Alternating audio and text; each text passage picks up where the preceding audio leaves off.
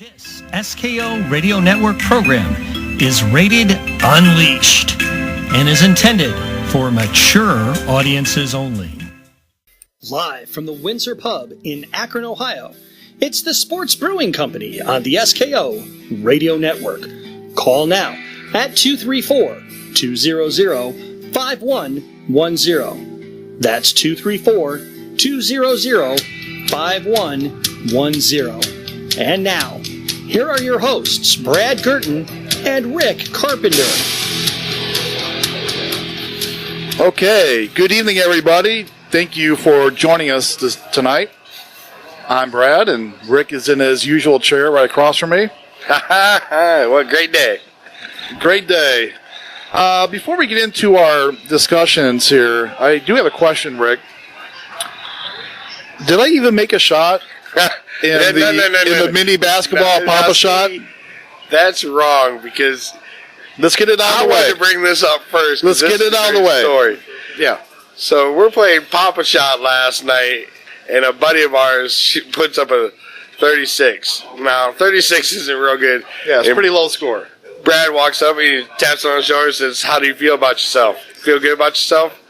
Then he goes up there, throws two up, and the last 10 seconds he just throws the ball at the backboard, and he goes in for a record 5 points. Yeah, the Mr. Hoosier got 5 points. Yeah, that was embarrassing. I just remember everything clanking out, bouncing out, rimming out, and I finally got frustrated. This heaved one at the backboard. You said it went in. I didn't even watch it. And then I think I left. I was done.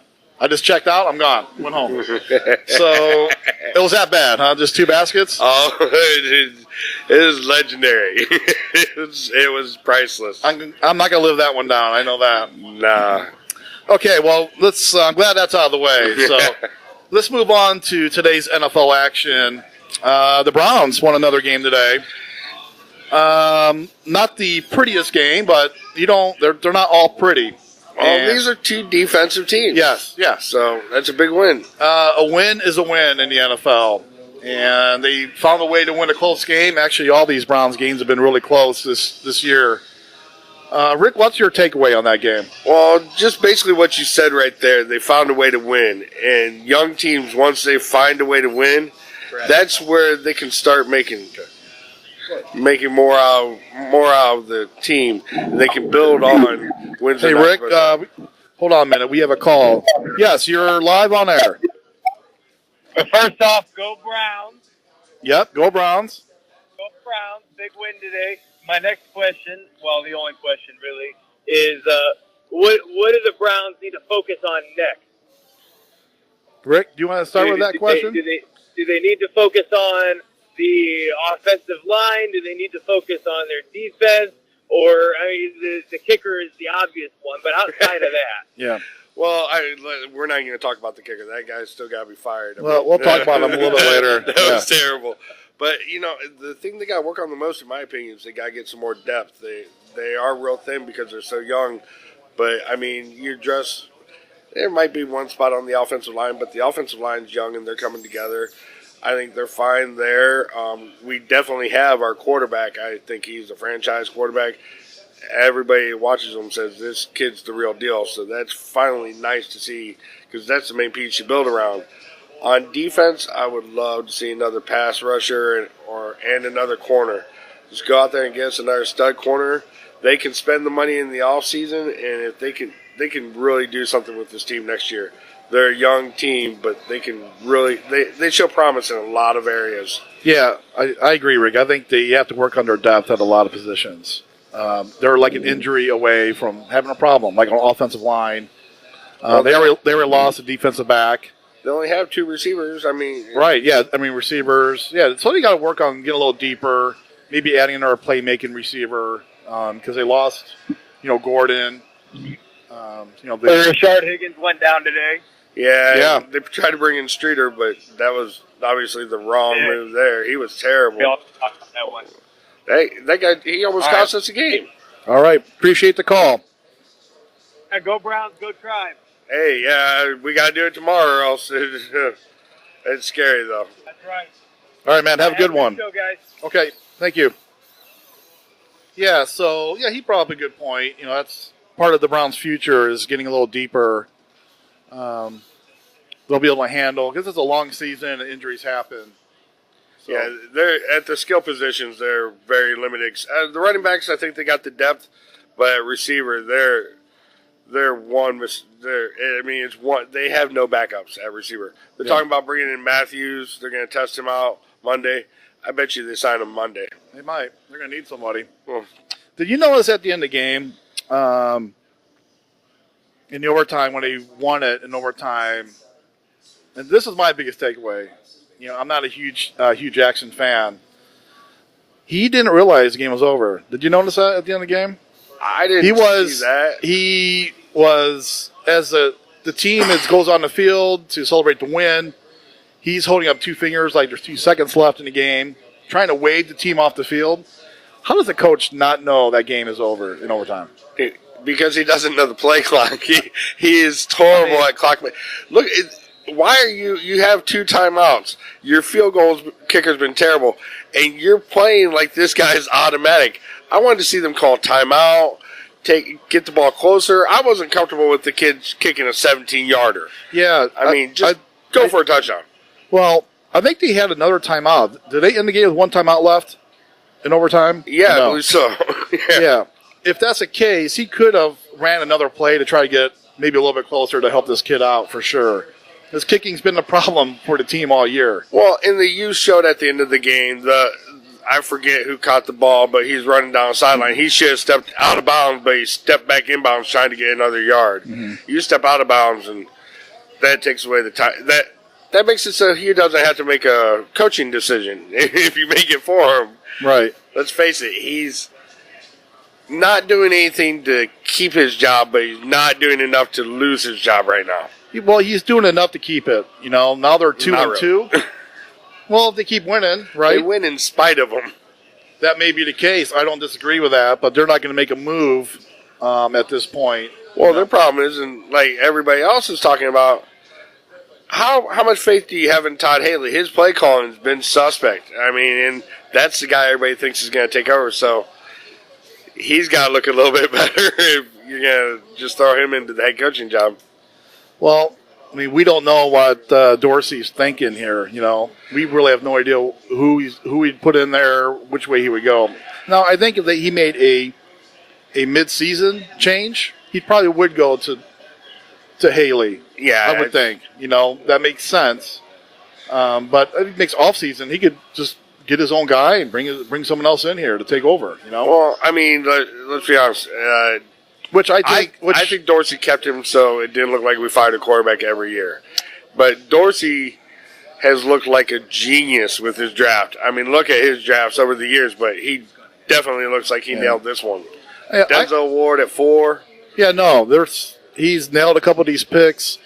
I think Dorsey, I don't know, maybe if he was really decisive and thought maybe the Browns would be better with a new head coach, Haslam would have let him do it, but I think Haslam was involved in that, where we're keeping this coach for whatever reason. But now I think it's on Dorsey. When he decides it's time, he's going to make the move. I agree, but I think right now Dorsey's like, hey, look, let's see what we can do this year. Like I said before, I understand, and I've talked to a lot of Browns fans today, and they're like, I go, you guys realize we beat the best team in the division. I go, that's an impressive win. Yeah. I go, and then I heard, we can win the division. It is possible, but with this young team, I think you're going to have some up and downs. I mean, I'm still happy if they win 6-8. Mm-hmm. I do. Yeah. I see the problems, but I see the problems more for next year. Like I said, you pick up that depth a little bit. You pick up another corner. You can start to really make things happen next year. I think next year is going to be real exciting for the Browns. Right. I think, they could be competitive this year, and if they could be involved in the hunt, midway through the year, that's awesome. That's good for the franchise. It's good for the players. Bad for kickers. We're going to fire them left and right. Right. I mean, that's another thing, too. The kicker missed an extra point today. Almost cost him the game. And he missed another field goal, too. That was a long one. Real long. That was a long one. And then that was a wounded duck that went through the game winner. My buddy was sitting next to me, and he was a high school field goal kicker. And Josh, if you're listening, I'll just quote you. I go, "Did you ever kick a field goal that went in that looked that bad?" And he goes, "Not from that close." Yeah. But, it went through, and the Browns found a way to win. And in the NFL, that's what it takes. I mean, all these games, they're really, week to week, it's hard to win in this league. And today's another prime example of it. Well, that defense showed up today. They showed up in a big way. Oh, yeah. Every time you need a big play from that defense, that defense got the game ball. I mean, that was just awesome defense. But yeah, 12 to 9. You hold a team to 9 points. Yeah, you should win that game. Just like last week when you scored 42, you should win that game. So yeah, they found a way to win. That's the most important thing. Is there anything else that you noticed in this game, Rick? Well, I was telling you, I looked something up a minute ago, and I didn't know it, but Jarvis Landry just caught his 429th pass this game. And that's the highest ever in the first 5 years for a wide receiver. He passed Larry Fitzgerald. That's impressive. Yeah, I didn't know that. That is a nice stat. Well, the guy's got hands. He catches everything. Yeah. And, I think we're going to see a lot of those stats fall to the wayside with today's NFL, geared toward passing. So. Well, that's because you can't touch a receiver. You can't touch a quarterback. So yeah. So yeah, I mean that's a great accomplishment for him. But we're going to see, like we're seeing, passing records getting eclipsed here, right? Drew Brees. Yeah, Drew Brees yardage. He's got a pass for 201 to pass up Peyton Manning. Well, tomorrow night. Yeah, you remember Cam Newton's rookie year? He broke the rookie passing record. I'm like, well, that doesn't mean anything. Rookies aren't allowed to throw the ball 2 years ago. Right. Is there anything else on the game, Rick? Before I move on to some other games? Anything else that caught your eye you want to talk about? The officiating is still, oh my God. Dude, the one time Baltimore hadn't had a penalty called against them, and they came back from commercial break, and we were talking about it. There's a false start big as everybody saw it. And they come back from break and they're like, well, the refs might have missed this call here. And it's like, when you start talking about the refs missing false starts and stuff like that, and the team has no penalties, come on. I understand. It sounds like a normal, typical Cleveland fan that the refs are always against us. You do, yeah. But, I mean, it's terrible. Just call it right. Call it fair. That pass interference call at the end when they laid out Jarvis Landry, and they're like, oh, the ball is uncatchable. How do you know he's on his back? The ball only landed 10 yards in front of him. Right. Gene Steratore, they brought him on after that play to clarify. He said, since the ball was in the air, he couldn't call illegal hands or, holding. He said it's either holding, it was tackling. Right. So he said, in his opinion, they made the right call. Well, the funny thing is, when you say that, I'd never see New York disagree with the refs on the field, except for last week when they screwed us on the spot. Right. They decided to move the ball a yard back. And it looked to me, that play too, the receiver ran right in to the defensive player where he almost picked him. So maybe that was another reason they didn't call that too. But, he knocked him down. If the pass was right at him, he wouldn't have caught it. So, and then on the next possession, there was the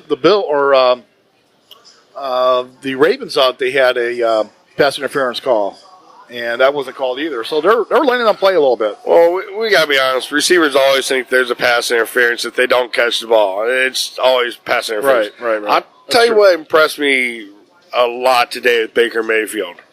You remember he threw that pick the first quarter. Yeah. He threw a pick. Yeah. I was like, man. Him and the receiver on different pages. Yeah. Yeah, I don't know if it's his fault or receiver's fault. It might have still been picked if the receiver ran the right route. I think he was trying to make a play and figured the receiver would continue to cut through the middle, and the receiver looked at it differently. But he came right back the next time they got the ball and was firing the ball downfield.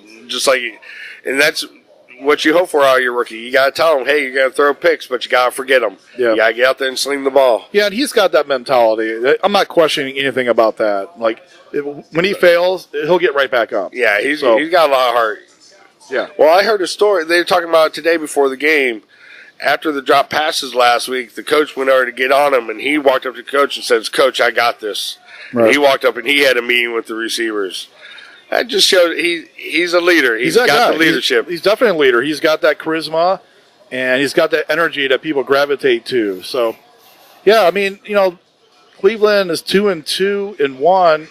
That's a huge difference. I mean, that's more games they won the last 2 years. So, they're definitely trending in the right direction. Think about it. They legit could be 4-1, yeah. or 5-0. But I mean, you can also reverse it and say they could have lost those. But yeah, they are what they are. There's nothing to be ashamed about. Okay.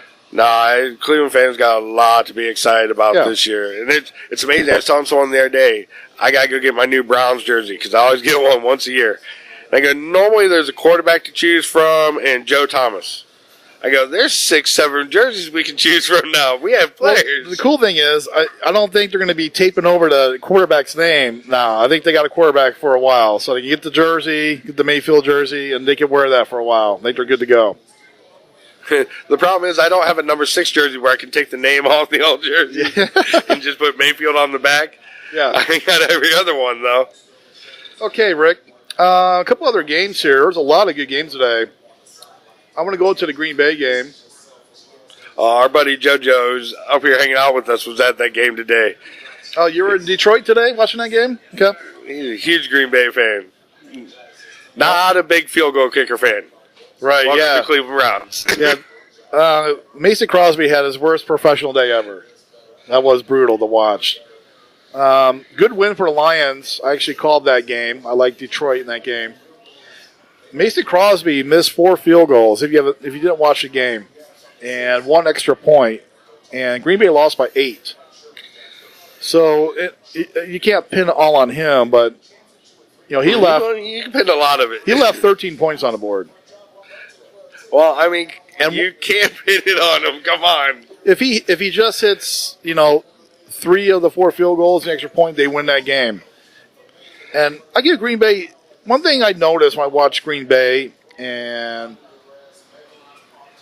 the quarterback, I don't know why, Aaron Rodgers, they're always in the game. It just seems like, Detroit was dominating that game. Yeah, Aaron Rodgers is the best quarterback in the league right now. Let's be honest. Right now, he's the best quarterback in the league. They were up 24-0, Rick, and they had to hold on. Well, not scoring, I can see, but giving up. You're up 24-0. You're not supposed to lose that game. That's on the defense. They were fortunate that Crosby had the day he had, which kept Green Bay off the board. But still, Rodgers just, Rodgers is amazing. Yeah, he just keeps leading this team back, and it was a game. It was a game. His best receivers, Cobb. How old's Cobb? I mean, they don't have receivers. I thought they would go after Josh Gordon. They don't have a lot of receivers in Green Bay. They got rid of his best friend, Jordy Nelson.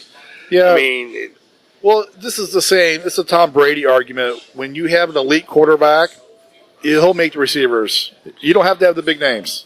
Just guys who can catch the ball, run the routes, and he'll get them the ball. It's that simple. It's a good thing you don't have our receivers. They drop a lot of passes. Yes, they do. Yeah, so that game stuck out.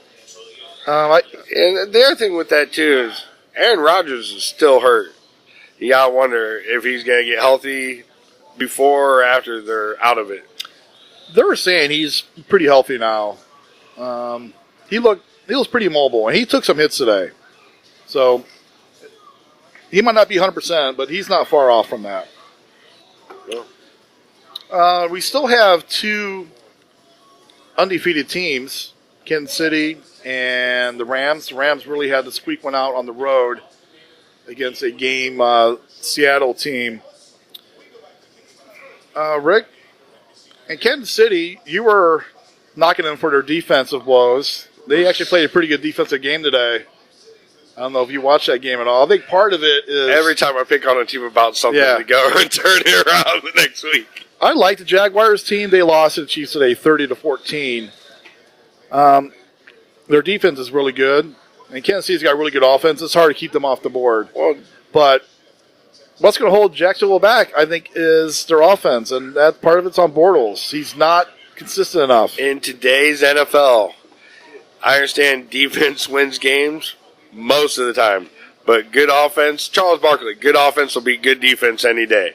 You have to put points on the board. And Jacksonville just does not have quarterback, playmakers. I mean, their defense is great.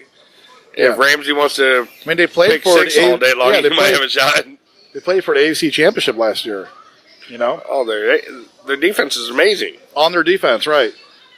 But, no, Bortles is not the guy. I can't name a receiver on that team, to be honest with you. Yeah, They have Funches, don't they? I'm not even 100% sure on that, to be honest with you. I think they do. But, yeah, that team, with no offense, they're not going to go anywhere.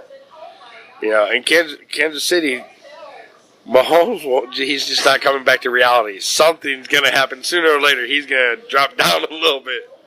Well, it's going to be hard for him to keep the same pace up, but they have a really good offensive line. So he's got time to make plays. And he's got that little speedy wide receiver. Yeah, and he's got a lot of playmakers around him. So, as long as he focuses on what his responsibilities are, he's going to be tough, and they're going to be tough. Well, and he's coached well, and he even said he Very gave a well lot of coached. credit Yeah, very to well coached. who's the quarterback for Washington now. He gave a lot of credit to the quarterback, Alex Smith. He said he taught him a lot. And, it's nice to see some of these rookie quarterbacks playing this way because we're about to lose a crop of great quarterbacks. So these young players coming on quick is going to make for an exciting NFL. Yeah, I mean, Sam Darnold won today. Good home win for the Jets. That's another one I picked.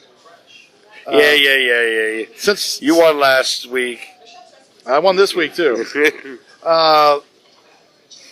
Bengals had a really good comeback win today. They were down 17-0 and rolled off 27 straight. And You have any faith in Cincinnati you have any faith in Marvin Lewis to do it, even if they get them to go out in the first round of the playoffs? I'm not sold on Cincinnati. Has Marvin Lewis even won a playoff game in Cincinnati? No. Yeah. So, obviously, I'm not sold on that team by any stretch. So, we're going to take a quick break. We're going to come back and wrap up our NFL coverage, and we'll be right back.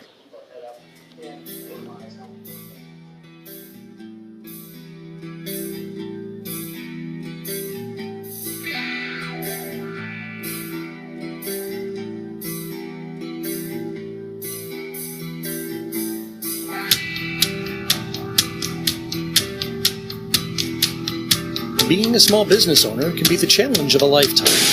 To worry about every little aspect of growing your business is no easy task. Paramount to these is reaching and growing your customer base. That's where we here at the SKO Radio Network can help. With an ever-broadening local, national, and international audience, we can come up with an advertising plan that's right for you and your reach. Easy and affordable rates are available. You can bring your own ad, or we can produce your ad for you right here in-house. Give us a call at 234-706-5857. That number again is 234-706-5857. Or drop us a line at office@skoradio.com. SKO Radio Advertising. The only thing easier is listening. Hi, this is Bob Fritz, host of the Oldies But Goodies show here on SKO Radio. Join me every Sunday morning from 11 to 2 Eastern Standard Time for the best of the 50s, 60s, and 70s. You can get your requests in by going to Facebook page Yesterday and Today's Classic Music Chat, Tribute, and Games. Hi, I'm Debbie McCune from Some Kind of Radio Show. Tune in to us every Friday night from 8 p.m. to midnight. Guarantee you don't want to miss us because you never know what we're going to say or do next. You are listening to the SKO Radio Network. I'm Tony. I'm Sean. Tune in Sundays from 6 to 8 p.m. here on SKO Radio Network. Firearms, Freedom, and Facts. Hosted by Sean and Tony. We're here to discuss all your questions regarding our freedom, politics, and government. Second Amendment, and legal issues affecting our world today. Tune in and listen Sunday nights from 6 to 8 p.m. here on the SKO Radio Network. Hi, this is Casey, and if you're a fan of video games like I am, you'll love the Game Jam here on SKO Radio every Saturday afternoon. 4 hours of the best video game music of all time, from the 8-bit tunes of the 80s to the more orchestrated hits of today. It's everything you love about video games. It's the best way to waste a Saturday afternoon without a controller in your hands. It's the Game Jam, Saturday afternoons from 3 to 7 p.m. Eastern, only on the SKO Radio Network. Hi folks, Handy Randy. Some Kind of Radio. Every Tuesday night, 6 o'clock, we take your themes. First off, we need you to go to yesterday and today's classics, music, chat, trivia, and games, and join that Facebook site. Once you do that, then watch for the themes and the requests. Tuesday night, 6 until 10, classic rock and roll. Promise will knock your socks off. Are you ready to have your huevos turned into balls of fury? Are you ready to be right for once, no matter how many times she's told you you're wrong? Are you ready for the new concept in manliness? It's time to throw down your clubs. It's time to climb out of the caves. It's time to join the onslaught of masculinity. Tune in to the Manpocalypse with Mike and Aaron every Saturday night from 7 to 10 p.m. right here on the SKO Radio Network. Me, baby, one more time. In the beginning, Pat created ham radio heaven. But somehow it just wasn't enough. Listeners wanted more. So they went back to the drawing board, hoping to create that perfect show. Something's going to happen. What? What's going to happen? Something wonderful. Join Dale and I for Radioactive as we discuss technology and life in the world around us. That's Radioactive, 11 a.m. to 1 p.m. on Saturdays here on SKO.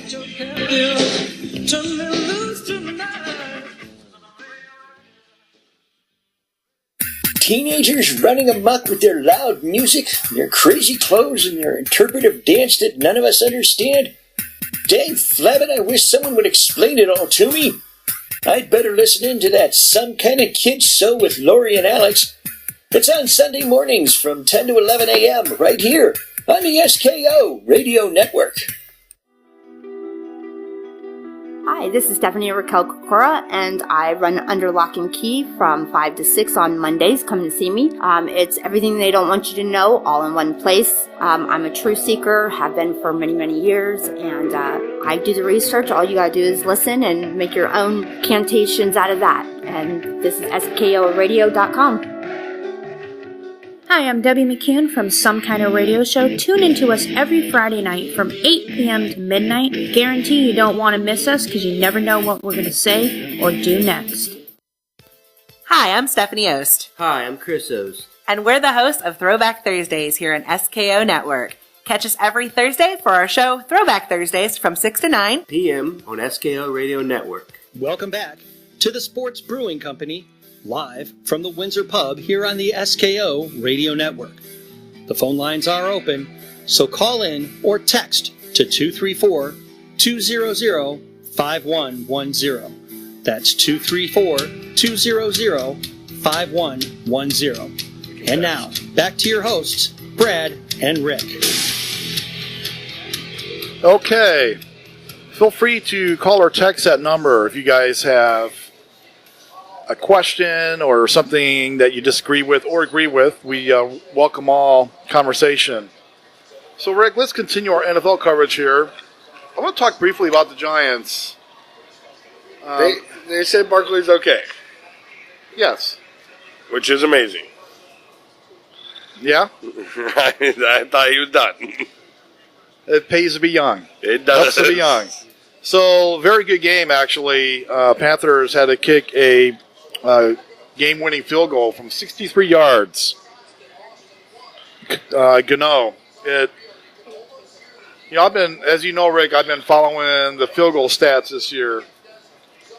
And I must be, every game I watch, I must be seeing every missed field goal because it seems like the field goal percentage should be way down. And I've been tracking it, and it's not. I mean, it's a little lower than it has been recently, but the Browns make up for everybody. Right, just by percentage points. It must be the Browns games, and I was watching the Packers game, and it just seems like everybody's missing field goals. So I've been looking at it, and we're a little low this year, the NFL in general, but just by a few points. So they're kind of right on track of what it's been lately, because the trend is the field goal kicking's been better over the last 10, 15, 20 years. Today was not a good day, though. I did look at the numbers today, and that number is going to go down. They only made 41 of 55 field goals today, so that's 75%. They've been tracking at 84. That's going to put them probably down to the lowest it's been in almost 10 years. Well, 5 of the misses came in 2 games. Right, I mean, but that's a lot of missed field goals. Well, I mean, and Crosby, he's been one of the stalwarts. I mean, he's been one of the better kickers. Actually, 7 of them came in 2 games because I forgot the extra points. So 7 of those were in 2 games. Right, well, and it's funny, I've been looking at extra points, too. And again, I must be watching games where they're missing extra points because the extra point percentage is right where it should be. It's actually like 95% or something. It's tracking pretty high, actually, which is amazing because they've moved it back. But, yeah, so I've been tracking the field goal kicking, and that number is going to come down. It's going to be interesting to see when the numbers come out exactly where it falls. But I'll keep you guys up to date on that. That seems to be a problem. And when you have, elite kickers right now, because kicking has been a little down, I think that's a big weapon. I mean, to have a Gano, to hit his 63-yarder to win it. Well, Crosby was supposed to do that for you, too. He right. fell apart. Right. And, the Ravens have Tucker. He's the all-time leader. Yeah. In field goal percentage in NFL history. Phil Dawson's still kicking for the Browns 20 years ago. Yeah, and he's actually up there, too. I don't remember exactly what number he is. He's one of them kickers. He got a stronger leg as he got older. He's in the top 20 all time. But yeah, so the teams with if you don't have that guy, you're struggling and you're losing points. It probably cost Green Bay a game. I know it's cost Browns a game this year. At least one. So the Browns, it might have cost them 2 games. It might have cost them 3. The tie and the 2 losses. You could put on field goal kicking. It's very possible. Yeah, but that seems to be elite kicking. I think is becoming it's a weapon right now in the NFL. If you have that guy, I just don't see how it's hard to find a kicker. There's a sport that's not very popular in the U.S. called soccer, where those guys don't make a lot of money and kickers tend to make some money. So why can't the Browns just go to the indoor Cleveland soccer team and say, "Hey, can one of you kick a ball?" Well, I'm sure they could find somebody to bring him in. They had tryouts a couple of weeks ago, so they're gonna have tryouts again tomorrow. I want the guy from the Replacements. I want to come out and go, "Ole, ole, ole, ole." That guy is awesome. I don't think they're going to replace. I don't think they're replace him yet. He kicked the game winner. I think you're going to ride with him. I do. They're gonna fly on all his nerves and everything. No, come on, the guy. I can't see him keeping his job. Of course, I can't see Hugh keeping his job, and he's hanging on. Right. Well, yeah, that's I totally believe that. We could talk about that all day long, and our heads will explode. Why he's in Cleveland is I don't understand. But I'm going to go back briefly to the Detroit game. There was another nasty straight arm in that Detroit game. Did you see that, Rick? No, I missed that. It rivaled the one Vance McDonald did for Pittsburgh against Chris Conte. That was nasty. It might not be quite extreme, but it was pretty nasty if you haven't seen it. It was Detroit's Kenny Galladay who just abused Clinton Dix and just abused him. So that's definitely worth a look. If you guys haven't seen that yet, go ahead and Google that. That's a pretty nasty one.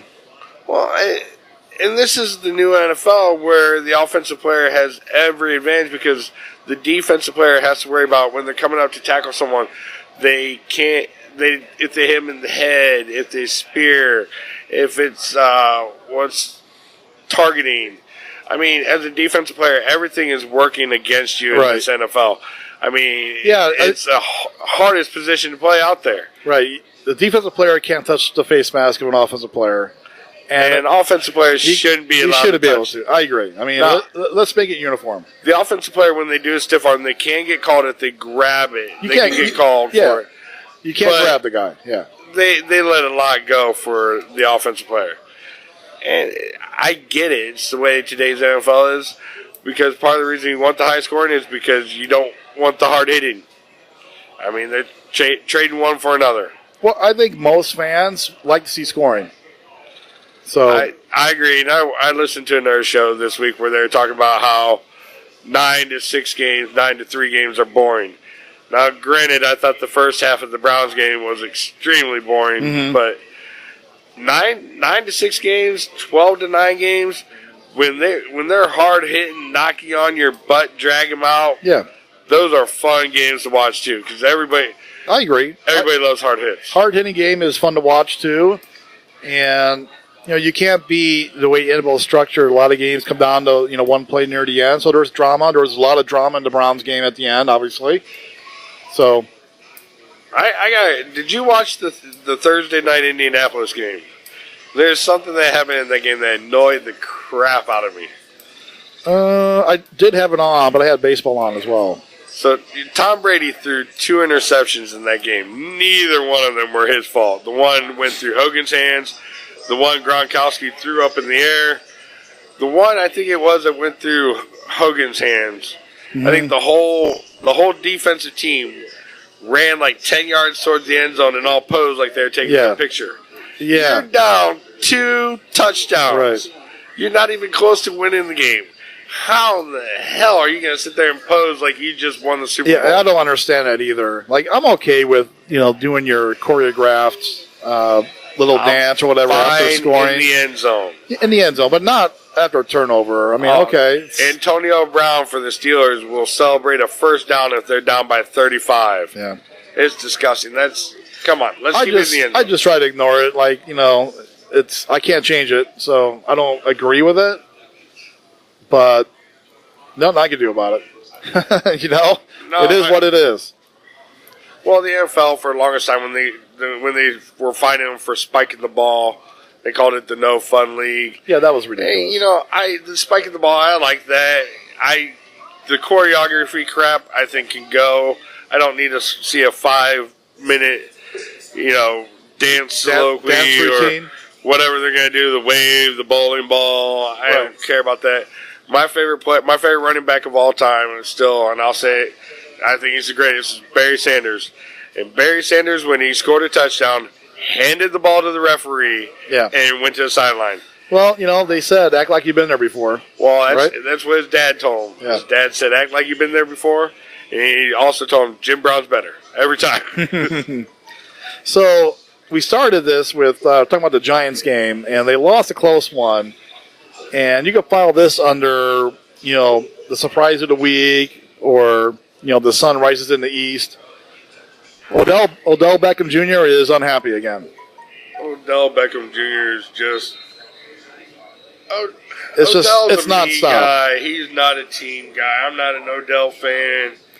And he was the one that made me start looking at the gloves. Remember, we talked about this before, and I said... People bitched about Stickum back in the 80s. Said, Stickum gave the receivers a big advantage. Mm-hmm. These gloves that they wear are probably better than Stickum. Yeah. Go back and watch that famous catch he has. That ball is spinning, hits his hand, and stops dead. Stops dead. Right. And everybody makes these catches. Yep. But Odell is never happy. Yeah, that gets old. You win and lose as a team, and you got a guy who pops off a lot, and he's unhappy, and questioning the play calling and questioning quarterback play, and I don't know. It just after a while, I know you paid the guy, and he's a great talent, but This is a lot. That's just a lot of drama you got to deal with unnecessarily, I think. You remember they were shopping him in the offseason because of all of his problems, and everybody kind of thought about it but didn't really want to pull the trigger because he is a locker room. He does have his mouth, and it goes 24/7. I mean, that's kind of like how you respect a team like New England so much. You don't hear things out of the locker room. In general, yeah. And that's the way a team should be. Like, if usually anything comes out of the Browns locker room, it should be from Baker Mayfield. Yeah, usually, anything out of New England is, Tom Brady related. But, yeah, in general, you don't hear a lot of, people complaining or anything like that. They keep that in-house. Well, if they do, they leave when they're cut. Right. And really, that's how it should be. I mean, listen, you can't have a guy who's, not pulling the same way. I mean, he could torpedo a team just as quick as anything. So well, that's another funny thing. You're talking about that locker room. The Thursday night game again. I hate flashing back, but another thing that caught my eye. I don't know if you heard, but when they threw the touchdown pass and Gordon made a nice move to get the ball and score a touchdown, but the announcer's like, "Oh, Cleveland, don't watch this." I'm sitting there going, Cleveland was done ridiculous. with this guy. And come on, Don't try to badmouth Cleveland for getting rid of some. If anything, I think be that's like, more. "Oh, Josh, you're lucky you're in the league because Cleveland dealt with you that long." Yeah, I think that's more of an announcer just creating some unnecessary drama. That might have been Joe Buck. Doesn't Joe Buck do the games? He hates Cleveland. He had to throw his little Schwarber crap in there. Well, thank God for you. The Cubs are out of the playoffs, so there's no more Schwarber. Arizona won today, so there is no winless teams in the NFL after just 5 weeks. They played San Francisco.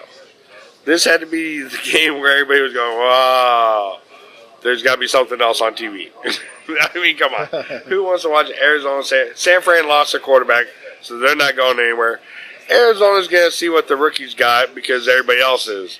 Let's face it, Arizona was going to bench them for a year, but they're like, we got to sell tickets. Well, we talked about that last week. The goal of, a lot of these quarterbacks when they're drafted is to wait, let them learn the game and sit. But they're all starting and they're all playing. And they're all playing well. I mean, they're not playing great, but they are playing well. I mean, heck, I would love to be the offensive coordinator for Buffalo Bills. Your wide receiver routes, you can actually run 50-yard plays. He's got a cannon. On a third and 10, I'd be running the ball. Every shot would be at the end zone at 3rd and 10. I just run. So a couple of things here. Atlanta's 1-4 now. They're in trouble to make the playoffs. And they're a good team. They're a good team. Their schedule's been brutal. And I don't know who they're playing next week. Well, Pittsburgh bounced back good today against Atlanta. There you go, Big Daddy. I'm sure you're happy. Matt, if you're listening, I'm sure that kind of changed your mind on your whole season. Yep. They're Super Bowl bound now if you talk to Pittsburgh fans. Guaranteed. Of course. Of course they are. Minnesota had a good win today, too. A much-needed win, really. That's a good road win at Philadelphia. That's a great road win. I mean, that's a Super Bowl team, and they're still a good team, but they have the hangover. They have the Super Bowl hangover. Let's be honest. They don't look like the same team. Well, they were dealing with some injuries, with Carson Wentz to start the year.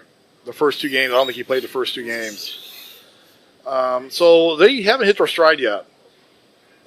So they're gonna need to, though. I mean, they can't. 1-4, you're pretty much looking at draft pick time. You mean with Atlanta? Yeah, with Atlanta, they're looking to see who's out there in the draft. And let's be honest, that's actually not a bad idea for them. They got the quarterback, they got a wide receiver. Go out and get what you need. Well, their aspirations are more than top picks in the next year's draft. Not this year. Well, it was to start the year. They're not going to be happy, with a sub-500 year missing the playoffs. The Eagles have the Giants next week. They're on the road. Atlanta they host Tampa Bay next week. Tampa Bay is they're getting back used to Winston playing. I don't think she'd be in the NFL. But well, that should be an opportunity for Atlanta to get back on the win column. Yeah, and maybe try to stop the slide and get back in this. Well, that's pretty much a must-win. It's a must-win for them. Yeah, because you're going to drop a couple more throughout the year. Absolutely. Yeah. You know, so you go down 1-5. You're definitely done. Yeah, you're done. You're not going to recover from that. Okay. Seattle's another team that's struggling too. Well, they're not the same team. They're 2-3. They almost won today. They almost beat the Rams. Played them really tough. Oh, and for all the Steelers fans out there listening about complaining that Le'Veon's not there, Earl Thomas came and played on his free agency marker, the 1-year pay, and Earl Thomas got hurt, and you saw him as he got carted off the field. He was flicking off the ownership and everything. Yeah, that was classless. Well, I agree it was classless, but this is the same reason why Le'Veon Bell is not playing, because he doesn't want to get hurt before he gets paid. Right. Yeah, that'd be interesting to see what happens when he comes back. Rick, let's move on to some baseball here real quick. The baseball playoffs are obviously up and running. I want to talk a little bit about Boston. Boston and New York are tied 1-1. And the thing that... All right, so if you remember when Boston signed David Price to that mega deal... He makes a little bit of money. 7 years, $217 million. That's, $31 million a year. And I thought they way overpaid for him. And because he's not that guy. Well, he's that guy in the regular season. Yeah, but he's that guy leaves when you're paying him postseason. When you're paying him ace money and to be that stud, he can't deliver. He might help you get there. He can't take you over that finish line. Right, and that's why you don't pay him that kind of money. Yeah, it's the players that show up in the postseason that you pay. A-Rod had the same problem for the longest time. He didn't deserve his money. He never produced in a postseason until... He had one postseason run. Yeah. I always thought A-Rod, he was a great talent, but I thought he had some of the most meaningless stats ever. Like, he'd hit the home run when you're up 8-2 or down 8-2. The meaningless stuff. And I watched him play a lot. I was a big Seattle Mariners fan. He was in Seattle and then went to Texas. He put up ridiculous numbers, 57 home runs, 130 RBIs, but every time I watched them, they're the most meaningless RBIs and production I've ever seen from anybody, especially that high caliber player. Well, and the funny thing is, and this is where baseball baffles me, A-Royd will get into the Hall of Fame. Yeah. And he admitted to using steroids. But yet they're keeping out some of these other players because, they didn't admit it at the time. Come on, let's get past the steroid thing. You want to put a little hashtag next to their name, whatever. The games change. All these guys get caught juicing. All of them. Yeah, that's a touchy subject. I don't want to really get into that at this point, but there's a double standard going on and some hypocrisy going on there that maybe we'll talk about that next week a little bit. I want to continue my conversation with David Price. He's made 10 career postseason starts, and he's 0-9.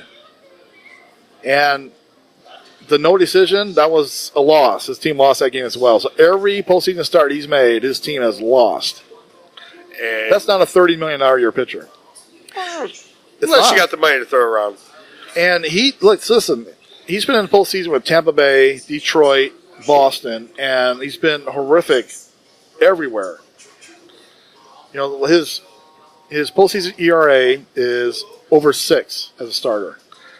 Well, that's a guy that if you're going to sign, wouldn't you sign him with incentive-based, like, hey, we're going to pay you this much, but if we make the playoffs... See, to me, that's when you, as a general manager, you have to be a good talent evaluator. You have to know what you're getting when you sign this guy. His regular season numbers are really good. They're not Hall of Fame good, but they're really good. Really good. Even this year, he went 16-7 with a 3.58 ERA. He made 30 starts. He's not a workhorse, but he's been really solid in his career. He's got almost double wins against his losses, 143 wins, 75 losses. Career ERA of 3.25. Well, nothing wrong with that at all. I mean, he's been a really, really good pitcher. But when they need him, and when he's got to step up for the team, he's always failed. And you have to know that when you're signing this guy. If you don't understand, just because he puts up great numbers doesn't mean this guy's going to be that lights-out pitcher that you need to win you a championship.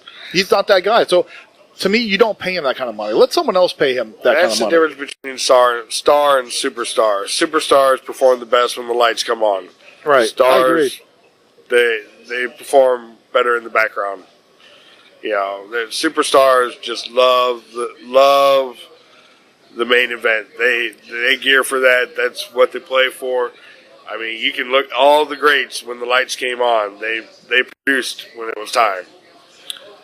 Absolutely, and they're better. Like, to me, I don't think you pay a guy that kind of money. You can find someone else and find another way to win a championship. I mean, spend that money a different way. What's that? I had to pitch 10 games if they paid me. Absolutely, and he's admitted in the past that he's nervous in the playoffs. He's admitted it, and it shows. There's something going on there where he can't handle the spotlight. Most players I've ever seen, you got to treat a game like it's a game. Every game is the same. You don't. Yeah. You think of it, usually Game 7 of the NBA Finals, it's like Game 1 of your season. In any game, like once you throw that first pitch, you take that first hit in football. You make your first shot. Now you're playing basketball, baseball, football. You're not worried about all the pressure. You're in the middle of the game. Now, some people. They get so wound up, maybe they can't relax. I don't know what it is exactly, but I do get it. You do see it from certain players. Like I said, A-Rod was one of them. It's one of them things, and I can see, dude, nerves. You're sitting there, 50,000 people watching you live. These guys play in front of large crowds all the time. As a pitcher, you're the main guy. Yeah. But you don't, like I pitched, you don't notice that up there. No, and he shouldn't. He's a pro. Yeah. He gets paid a lot of money not to notice that stuff. Yeah. So let's talk about, real quick here, the other American League Series. Houston's got a 2-0 lead on Cleveland. Cleveland hasn't hit the ball, and Houston's pitching deserves a lot of credit. You still got to hit the ball. You do. And we're talking about young players that want same thing you've been talking about just now with David Price, about performing when the lights are on. Now, Lindor did hit a home run the other day, but besides that, him and Ramirez haven't done anything. Well, nobody in that lineup's doing a whole lot. Nobody's getting the big hit they need. No. So they're going to need a really big outing. I think Clevenger is pitching tomorrow night. It's interesting how Tito is using Bauer. He's not pitching him a lot, but he's been in both games. To me, I guess it depends how the series develops. If they win tomorrow, and who's going to pitch Game 4? Because Bauer can't pitch Game 4 still. He hasn't thrown that many pitches. He's really durable. So to me, Francona's kind of hedging his bet with Bauer because he can be a weapon. Right? So the problem is he isn't using him. Well, the team hasn't put him in a position where they've had a lead, where they can really use him and shut the other team down. He's gone to Miller. Miller basically threw gas on the fire in the infield and let the infield on fire against Houston. Let that game get away from him. Yeah, and look, Tito is a player's coach. Loves his players. Sometimes he has too much faith in his players. Like I was saying earlier with the Kluber thing. Kluber struggled in Game 1s in the past. Mm-hmm. So why not start Clevenger Game 1 or someone else Game 1 and give him Game 2? On the road, I would have started. I think he did the right thing. I think Clevenger is younger. You pitch him at home. I think that's better for him. I do. Look, Kluber had a great year, and it's just unfortunate. Houston's really good. They can beat you. Oh, I mean, I agree. They can. I was hoping the Indians not would all hit on- the ball. Yeah. They scored, 3 runs in 2 games. You're not going to beat Houston. You're not playing Kansas City, right? I mean, you're playing the defending champions. So they're going to have to play a lot better tomorrow to extend this series. I think they're going to lose this series. I predicted that before it started. Now they're down 2-0. It's going to take not a minor miracle, but I don't see them winning 3 straight. Although it happened to them last year. The Yankees won 3 straight against them, so it can happen. It can. And they're good enough to do it. I just don't think it's going to happen. I think they might win tomorrow, but I wouldn't be shocked to lose tomorrow. This series is over tomorrow. They need a spark. And if they can get a spark off that team and start having fun and playing baseball, well, it would help. It would help if they jump out to like a 3-0, 4-0 lead early. Yeah, and maybe make the game a little more fun where they're not grinding. Take some of the pressure off. Well, and that's part of that. That helps with the young team too, but that's the thing. Young teams do better when they get the lead because they start playing a little looser. They get a little bit more relaxed. They're not as tense.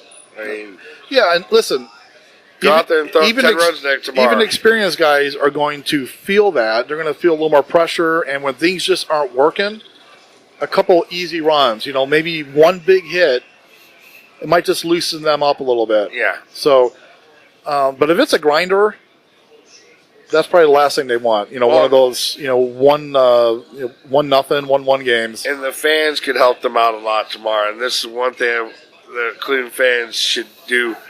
Don't stop. Like Cleveland fans, you get down 1-0, all of a sudden it's quiet in that stadium forever. Mm-hmm. Just cheer on that team the whole time.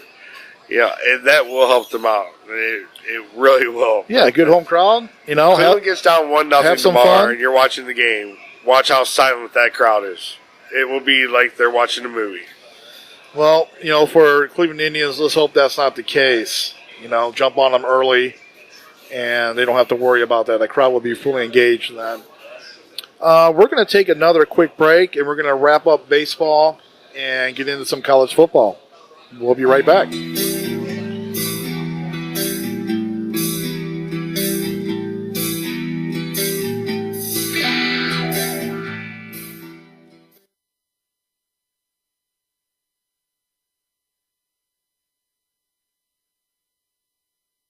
Being a small business owner can be the challenge of a lifetime.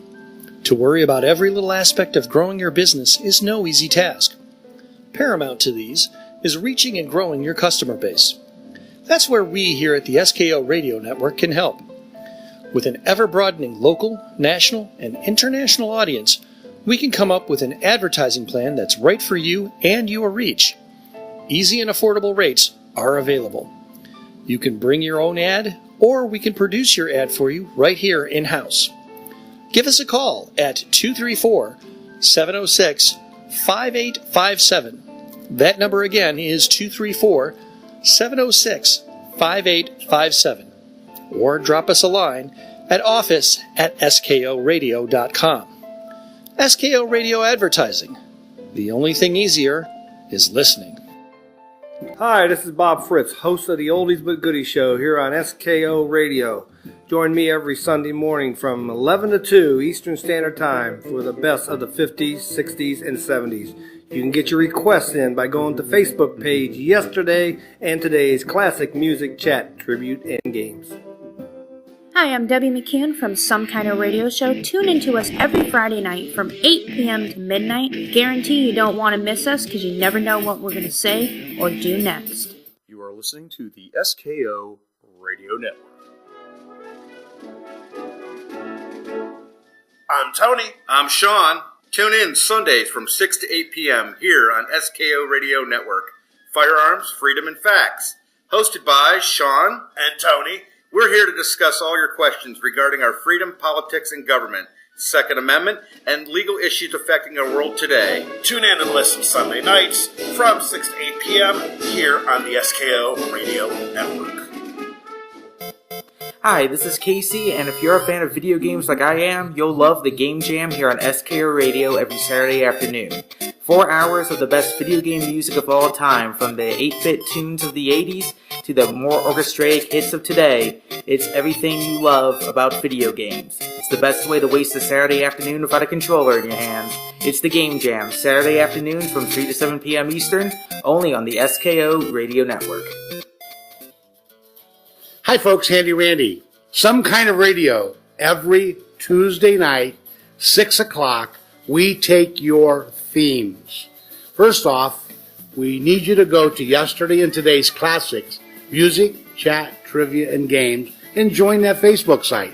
Once you do that, then watch for the themes and the requests. Tuesday night, 6 until 10, classic rock and roll. Promise will knock your socks off. Are you ready to have your huevos turned into balls of fury? Are you ready to be right for once, no matter how many times she's told you you're wrong? Are you ready for the new concept in manliness? It's time to throw down your clubs. It's time to climb out of the caves. It's time to join the onslaught of masculinity. Tune in to the Manpocalypse with Mike and Aaron every Saturday night from 7 to 10 p.m. right here on the SKO Radio Network. Me baby one more time. In the beginning, Pat created ham radio heaven. But somehow it just wasn't enough. Listeners wanted more. So they went back to the drawing board, hoping to create that perfect show. Something's going to happen. What? What's going to happen? Something wonderful. Join Dale and I for Radioactive as we discuss technology and life in the world around us. That's Radioactive, 11 a.m. to 1 p.m. on Saturdays here on SKO.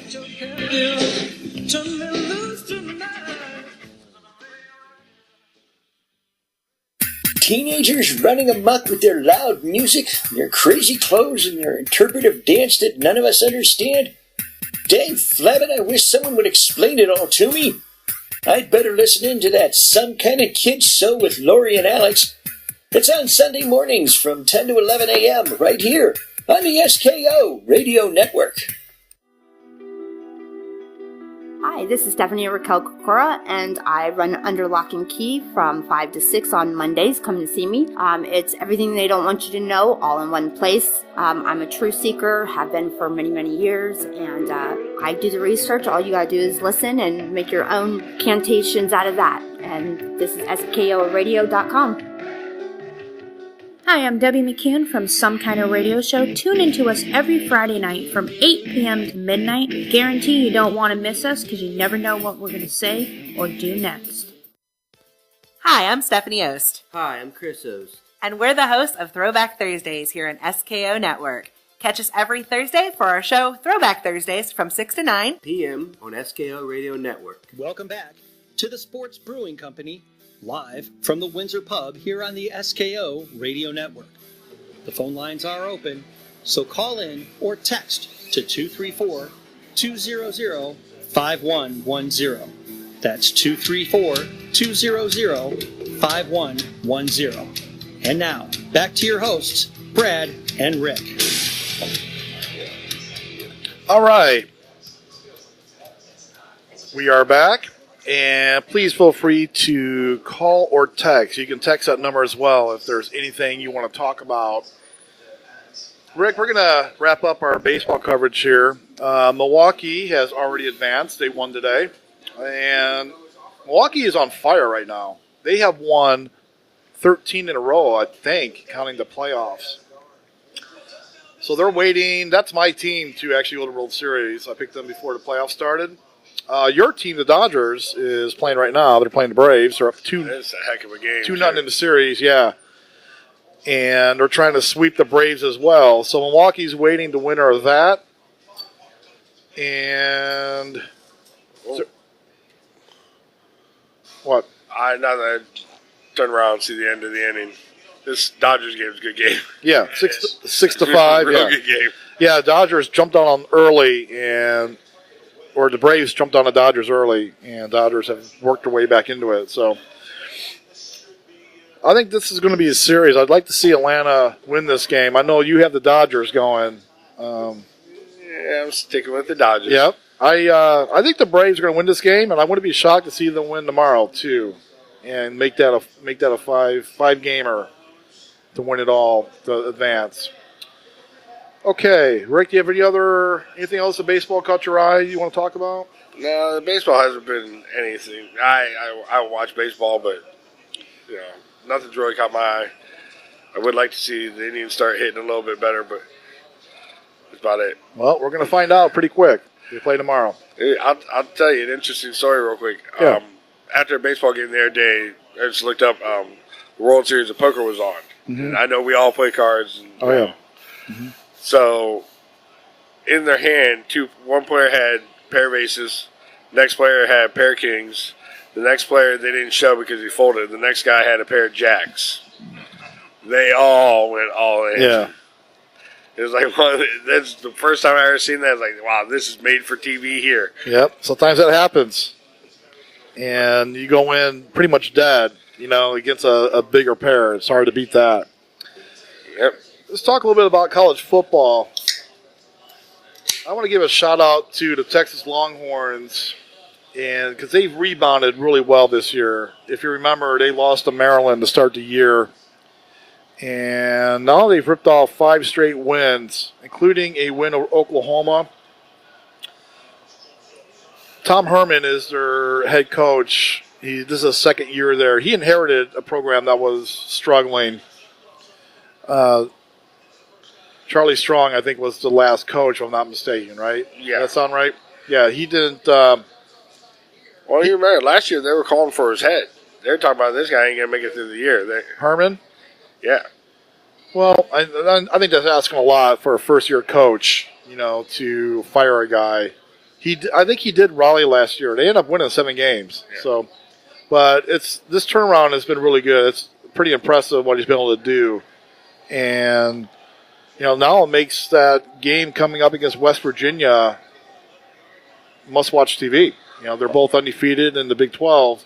Yeah, West Virginia's always entertaining to watch, too. That's a good football team. Hats off to Texas for turning that season around. Because you start the year off losing to Maryland, it could be a long year. Notre Dame is 6-0, and they are suddenly in the playoff picture. Well, no, that's impressive too, because Notre Dame's schedule is normally really tough. I mean, they're not the easiest schedule because they get all the it usually TV is money and everything else. They have their own network. A couple of teams they're scheduled this year are a little down, like USC. They're not really good this year, but all that Michigan win's looking like it was a better win than people thought. People, kind of wrote Michigan off after that game, but Michigan's been playing well since that loss, so that'll help Notre Dame out. Yeah, and they also, that win over Stanford, I think really cemented them. The Michigan win's good, but that win against Stanford, Stanford's a top 10 team right now. That's a big, big win for them. So they run the table. I imagine, you got your top 4 teams, Alabama, Georgia, Clemson, and Ohio State. They run the table. They're kicking one of them out. Yeah, because Notre Dame's going to draw. Well, for starters, either Alabama or Georgia is going to lose the game. Yeah. So, they're both in the SEC. So they run the table. They're going to probably get in. And look at their schedule. Here's their remaining games. They play Pitt, Navy, at Northwestern, Florida State, Syracuse, at USC. Syracuse could be a trap game. That could be the game. Well, they're going to be favored in all of them. Yeah. The Syracuse game will be close, though. It can be. Florida State, it's a big-time program. They're not, a powerhouse this year. There's all these games, obviously they got to show up, right? Yeah. Navy's always a little tricky to play. They play a little different style. The road games, I'm looking at Northwestern. Northwestern is one of those really weird teams where you don't know what you're going to get week in, week out from them. And then the other one is USC. They travel to USC, and they're not the same this year. So no, they're having a down year. This is really on Notre Dame. If that finish line, they could see it, 12-0, right? Yeah. So it's really on them coming and showing up and playing their best football. Well, and taking care of business. Notre Dame's that school that was always there for a long time and just kind of fell off because they did make a tough schedule. And yeah, I give them credit for that, though. I think making a tough schedule makes you a better football team. Even though they might lose 2 games a year, at least they're playing, normally they're playing 8 legit games. Right, yeah, so they've got 3 quality wins already. Like Michigan, they beat Stanford, and then they just beat Virginia Tech. Yeah. So Look at most Big Ten teams. They don't schedule 3 teams that hard all year. Right.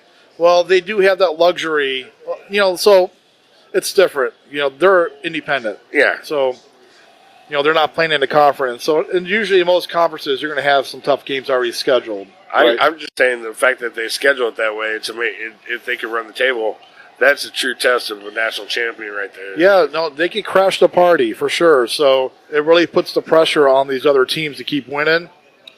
And I guess we're going to take a quick shot break here. Yep. There you go, Seth. Appreciate it. Little fireball.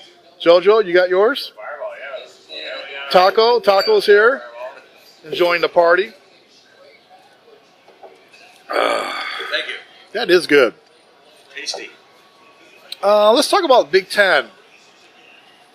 And let's start with Nebraska. Nebraska has lost again. And their credibility. That makes 9 in a row. And any credibility. The most interesting thing about Nebraska is the fallout still from the Akron U postponed game. They're afraid to play Akron U. Yeah, so we talked about this last week. That game got rained out on Saturday. Akron was more than willing to play the game on Sunday, and Nebraska declined. Did they pay Akron U yet? Because that was the thing they won't pay. I don't know. That's a double. I don't know.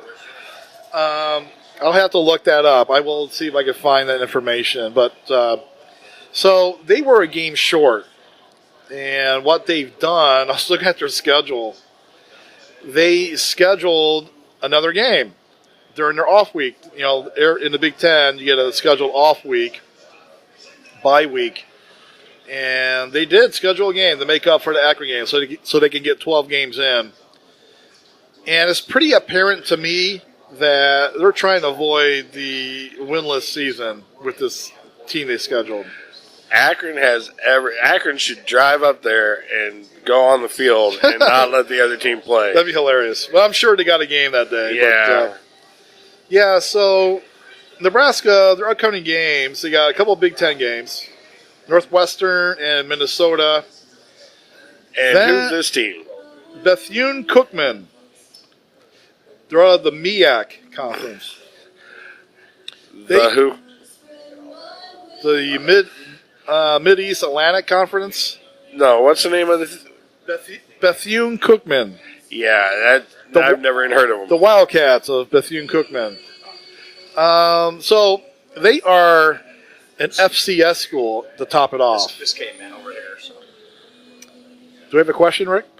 Yeah, a question from Frank in Omaha. Do you guys think the postponement or cancellation of the game was purely about money? Are you talking about the Akron U game? Because if you're talking about the Akron U game, they haven't paid Akron yet.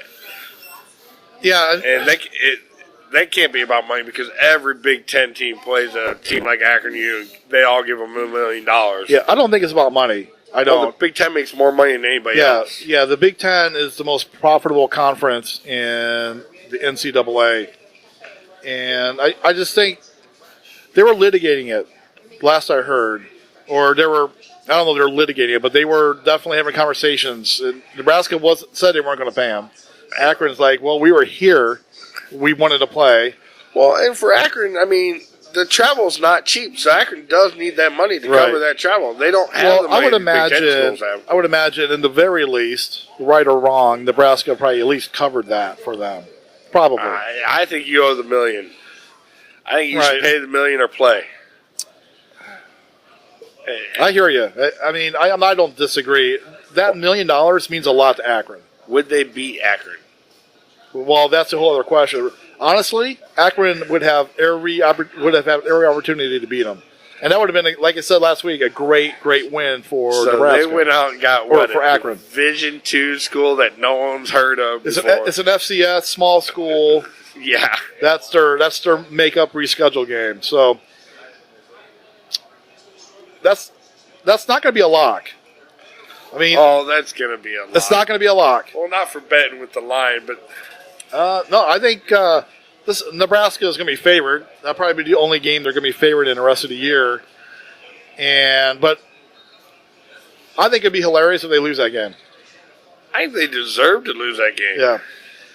So, yeah, look for that. That's coming up in 3 weeks. And that's an interesting story. I will look up and see if Akron ever got paid or what's going on with that. But I don't think that was solely about money. There must have been some other scheduling conflict. I don't know. I mean, I know Akron said they were willing to play on Sunday. So. Well, they could have played it anywhere, too. It doesn't you haven't won a game forever. Fans aren't pouring. You could play it on the practice field. You would have had the same attendance. Nebraska is a pretty big program, though. They're going through a tough time, but they're one of the. They're a big name program. They are. That's why this is so interesting. They're 0-9 now. Their losing streak is a 9-game losing streak. I'm going to keep tabs on UTEP as well because they have the nation's longest losing streak, and that's at 18 now. So it's a little ways off from Nebraska, but one win, and Nebraska's got the nation's longest losing streak. So I'm going to keep tabs on what UTEP's doing as well. They're going to get Bud Light fridges. For college kids, are you allowed to? Well, they're over 21. Right. Yeah. The rest of the Big Ten, really nothing significant happened. Ohio State took care of what they had to do to beat Indiana. Indiana was in that first part of the game. Ohio State, they were in it till the fourth quarter. That's how it's been lately. Ohio State has to do something with that defense, though. They're number one in college football in allowing plays over 60, 70, 80, and 90 yards. That is not a good stat for your defense. And, I mean, Indiana did what they wanted against them for a while on offense. So if Ohio State doesn't show up that defense, they're going to have problems. Real quick, thank you for that text, by the way, from Omaha. We appreciate it. So those games have been pretty competitive lately between IU and Ohio State. But Ohio State's, they're more talented. So in the end, they kind of wear them down. And like they did here, they pulled away. That game was almost a one-possession game in the fourth quarter. Yeah. Real close. So the other thing, I talked about Northwestern. You don't know what you're going to get from them. They just beat Michigan State, and I think that says probably more about what Michigan State is. Yeah, Michigan State's fallen way off. Yeah, they're just really inconsistent as well. I don't think they're that good. On paper, a lot of people were talking about how good defensively and even offensively they would be. I'm not seeing it. I mean, at some point they played 5 or 6 games. You're just not that good. Nah, right? Especially in college. It's every game. In college, you lose one. Okay, now you're out of that. You're probably out of national championship running, but you lose 2, you're definitely out of it. They were never in that picture. Yeah, no, but anybody who was saying that, but that was based on ignorance. That's not a championship caliber football team. Right? No, but Michigan State's not championship caliber football. No, definitely not. Not this year. Yeah, so Northwestern, like you said, they got to play Notre Dame here in a couple of weeks. So, and that's at home. Like Northwestern could play. They actually gave Michigan a really good game last week, I think it was. They did. And then Michigan State down to the fourth quarter. Yeah, with Michigan. And then Michigan State turned it on. So Northwestern, Fitzgerald is their head coach. He's kind of one of those fiery, old school type head coaches. He can get the team fired up to play, but that only takes you so far. At some point, for 4 quarters, it's a long game. You got to execute and be focused for 60 minutes. Northwestern's what Northwestern is, but they are when it comes to Big Ten, look, like I said before, It's Ohio State's division until Urban Meyer retires, probably. He just seems to own it. Well, hopefully, I mean, you're a Michigan fan. Is Harbaugh ever going to, when's he going to beat Ohio State? He's got to at some point, right? If he doesn't do it this year, he's probably done. I mean, that game's... They were talking like he had to, if he beat Michigan State but lost to Ohio State, it would be okay. Michigan State's having a down year, so you better win that game. Well, that's a rivalry game, and he's been losing those games. So that's why, like, the bowl game, the Ohio State game, and the Michigan State game are really important to him right now because he's been losing those games. Well, he's got to beat Ohio State or else I think they're going to start looking. I don't think yet, but he's got to turn it around. So this year, you play Ohio State in the shoe in Columbus. Yeah. Next year, and that game could be really good. It could be. Could be. Well, Michigan next year, I think, is the year where he better beat Ohio State at home in the big house. Yeah, or you might not. It's possible. Like, there's a lot of time, but your desk is going to be empty before the game's over. He's got to start winning these games, and it would help if he wins a bowl game. Yeah, I don't know if I'm a fan of Harbaugh or not. He does like to cause a scene on the sidelines and rant and throw crap, but it is what it is. Yeah, he's old school. He's got a temper a little bit. A little bit? I've seen worse. Yeah. Trust me. All right, Rick, I want to talk a little bit about LeBron James. Yeehaw. Yeah, one of your favorite characters of all time. It's a love-hate relationship with him, isn't it, Rick? I look at... Okay, looks like we got our text here. This is Dick from Miami, Florida. He's asking, if and when do you think Florida player will get arrested? Will it be a clock or crock pot? What? Will it be with a Glock or a crock pot? So I'm assuming he's a Miami fan or a Florida State fan. He can't be a Miami fan because Miami players, back in the day, they were the ones that are always getting in trouble, right? So what happened to Florida football? Seriously, Florida football hasn't been relevant for a while. They're having a little better year this year, but they have dipped. Yeah, they're a little bit better this year. They were ranked in the top 25, and I think they won. They just beat LSU or something. Yeah. So a little bit better year. That's a funny question. It is funny. I can't answer that, obviously. Crockpot. Let's hope it's a crock pot, yeah. Well, isn't the crock pot, that's how you make bombs nowadays? Right? Know.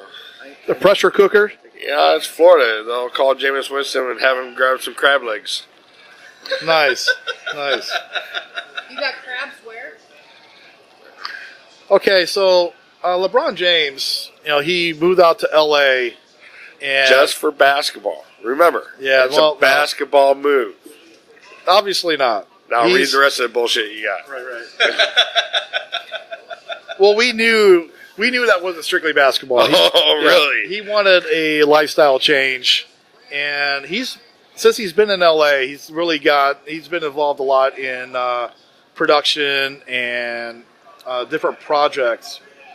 He's got an entertainment company called Spring Hill Entertainment, and he's doing that with Maverick Carter. I believe that's his longtime friend from high school. Look, I give LeBron credit for the way he took care of his friends from high school and everything. I give him credit for the way he takes care of his home city. You can't take anything away from him when it comes to that. Yeah, so he's producing different documentaries. He's got Space Jam 2 coming out. He's got a show about the NCAA, or like a little, I guess you call it a documentary. And then she's got a TV show coming out with Ben Simmons too. Yeah, I haven't seen that, but you could tell he's. This is where, like, when his basketball is done, he's going to be fully engrossed, and he wants to act. And the funny thing is, someone called up the one show was talking about one time, like, oh, he's a good actor. I go, he's never done anything but play himself. I mean, but he's got a charisma on screen. It was, yeah, I don't think it was that bad. It was pretty good, I thought. Whatever. So he's got this documentary come out that paints the NCAA as, you know, bullies. What's another good word for it? I'm trying to think. But he basically interviews and talks with 5 different collegiate players, like some current, one or two is current, and then former players, talking about how the system, you know, abused them, used them. I guess it's corrupt. You know, that's a big narrative. The argument about paying the players. That's part of it. Yeah, obviously that's got to be part of it. Well, and there's a problem with that. I mean, you got to figure out which sports you pay, which ones you don't, and right. You know, then it comes down to scholarships and. Well, I do lacrosse, but I don't make as much as a guy that does football and sits a bench. You're gonna have athletes have problems with that, and it would actually probably hurt the NCAA more because certain schools would say, "Well, hey, we're not doing great in football, so let's pay our lacrosse players or our soccer players more, and we'll go after that." Well, I mean that's why that's a whole bucket of worms. It is a whole different can of worms. And college education costs a hell of a lot of money. Yeah, to me, that's been part of the narrative that gets kind of pushed to the side. Is these guys, especially in the full scholarship sports, listen, I mean, everything's paid for. Okay, yeah, maybe you don't have the spending money, but listen, most college kids don't. And yeah, listen, you know, there's big money in collegiate sports, but they are spending a lot of money on these kids. You know, they feed them, house them, give them free education. Now, listen, whether they use that or not, that's on them. Right. These guys aren't victims here. No, you're getting the opportunity of a lifetime, too. You're getting to play a game that you loved, and you get to go. And don't get me wrong, the players that it does affect that end up getting hurt because they play college ball, most of them are smart enough that they go out and take out insurance on their knees. Nobody's forcing these kids. If the NCAA, like in college basketball, great example, if it's so bad, then you can go straight to the G League in the NBA and start making money. Or you can go play overseas. Like, there is other choices. If the NCAA is so bad and you think you're getting ripped off and used, then go do something else. There's other avenues where you can reach the NBA if that's your goal. Well, and the argument is always with the have to go to school for the NBA. Some of them could go straight pro. But we saw back when a lot of them would try to go straight pro, they washed out. LeBron and a couple of these guys are, you know, to me, I would like they were superior athletes. I would like to see the NBA allow kids to come out of high school. I would. It would take that whole argument about going to college, and at least in that sport, out of the picture. My thing with college is you can come straight out of high school, or you got to at least commit for 2 years. Yeah, go to college, you have to go 2 years. I could see that. That'd be maybe a good compromise for that. I think would help the product in college athletics. The 2 years as well. would help the college product. Because I don't think the kids coming out of high school helps the NBA product. Because the problem with the kids coming straight out of high school is they are still kids.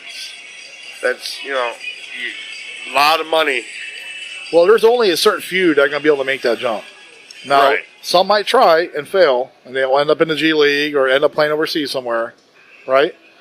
So listen, it's a really good. Both sides, I think, has a good argument, and there's got to be some kind of compromise that works.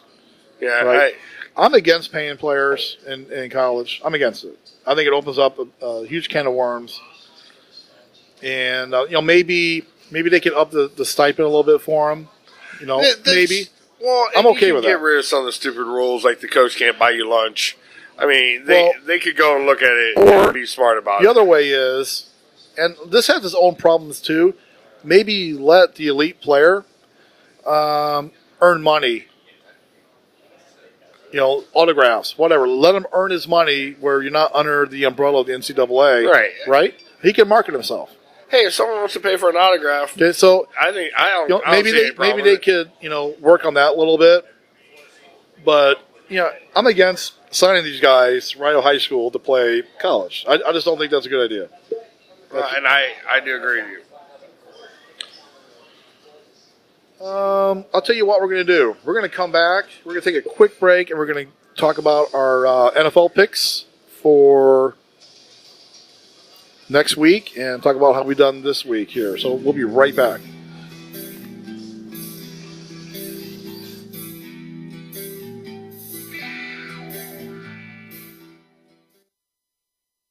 Being a small business owner can be the challenge of a lifetime. To worry about every little aspect of growing your business is no easy task. Paramount to these is reaching and growing your customer base. That's where we here at the SKO Radio Network can help.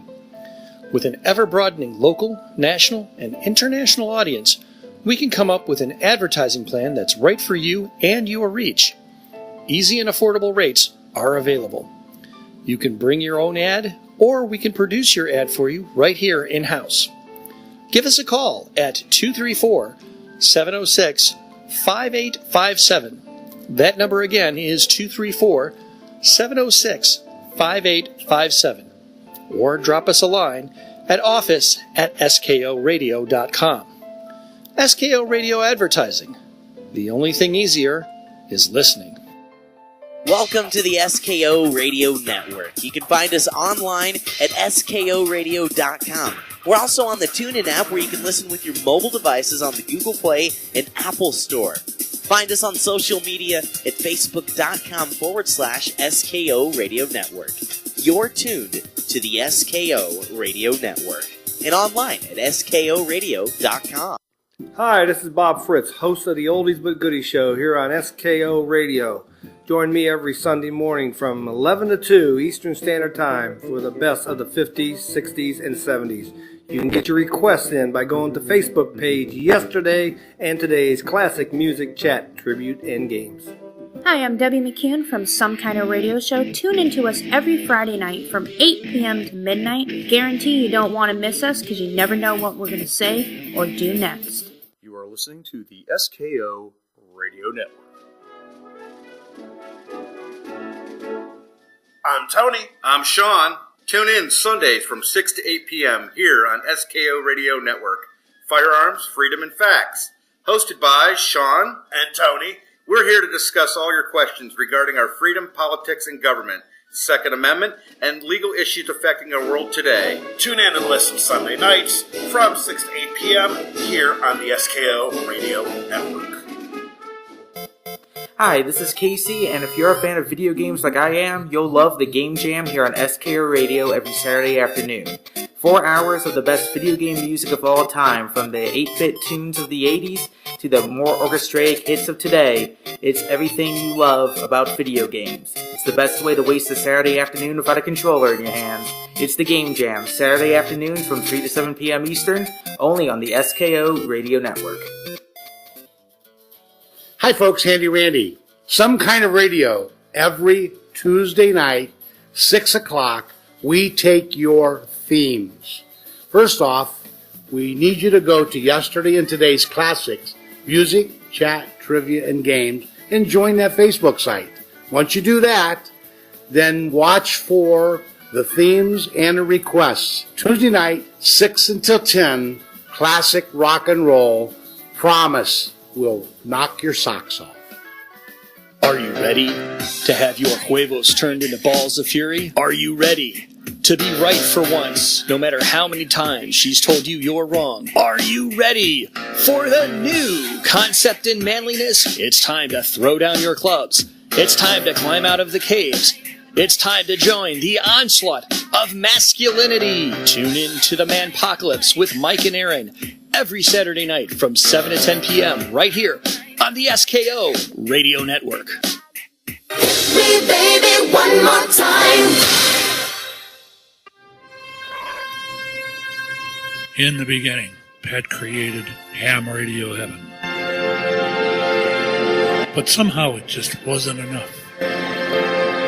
Listeners wanted more. So they went back to the drawing board, hoping to create that perfect show. Something's going to happen. What? What's going to happen? Something wonderful. Join Dale and I for Radioactive as we discuss technology and life in the world around us. That's Radioactive, 11 a.m. to 1 p.m. on Saturdays here on SKO.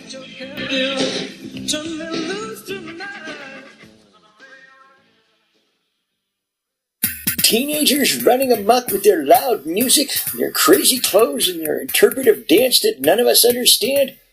Dang flabbit, I wish someone would explain it all to me. I'd better listen in to that Some Kind of Kid Show with Lori and Alex. It's on Sunday mornings from 10 to 11 a.m. right here on the SKO Radio Network. Hi, this is Stephanie Raquel Kokora, and I run Under Lock and Key from 5 to 6 on Mondays. Come and see me. It's everything they don't want you to know, all in one place. I'm a truth seeker, have been for many, many years, and I do the research. All you gotta do is listen and make your own cantations out of that. And this is SKORadio.com. Hi, I'm Debbie McCune from Some Kind of Radio Show. Tune in to us every Friday night from 8 p.m. to midnight. Guarantee you don't want to miss us because you never know what we're going to say or do next. Hi, I'm Stephanie Ost. Hi, I'm Chris Ost. And we're the hosts of Throwback Thursdays here on SKO Network. Catch us every Thursday for our show Throwback Thursdays from 6 to 9 p.m. on SKO Radio Network. Welcome back to the Sports Brewing Company, live from the Windsor Pub here on the SKO Radio Network. The phone lines are open, so call in or text to 234-200-5110. That's 234-200-5110. And now, back to your hosts, Brad and Rick. Okay. Rick, before we get into probably the segment you don't want to really get into about last week's picks, anything interesting happened this week with your kids? Anything you want to talk about? Did you do something interesting, watch a movie? This week I sent my mom on vacation, so a lot more stuff to do around the house. So it's just been one of the weeks, tiring week with work and everything. But where did she go? She went to North Carolina. She went to Myrtle Beach to relax for a while. She took care of my dad while my dad was passing away. Yep. And she decided she was going to go and let someone wait on her hand and foot for a week. Good for her. Did she go by herself? No, she went with a friend. She said, I guess they got there Sunday and she had a 6-hour day at the spa on Monday. She said she feels great. She's relaxed. That had to be awesome. Yeah. Well deserved. Yeah, she definitely deserves that. Absolutely. Is she going to see your sister at all? Nah, I just went to Myrtle Beach and relaxed. Okay. Yeah, awesome.